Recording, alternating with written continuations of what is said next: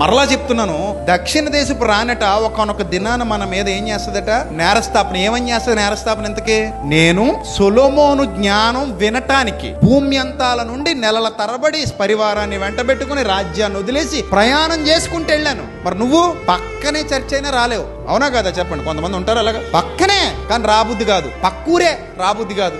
అరే, వందల వేల కిలోమీటర్ల ప్రయాణం చేసింది ఒక ఆడమనిషి అంటే అంత గొప్పది. వినడం అంత ఇంపార్టెంటా చెప్పండి? మన బైబిల్ ప్రకారంగా చూచే దానికంటే కూడా దేనికి ప్రాధాన్యత ఎక్కువ? చెవికి ఎక్కువ ఇచ్చాడు యేసుప్రభు. అందుకే కనులున్నవాడు అనలేదు ఎక్కువ, చెవి గలవాడు వినుగాక, చెవి గలవాడు వినుగాక. ఎందుకు అన్నిసార్లు అన్నాడు?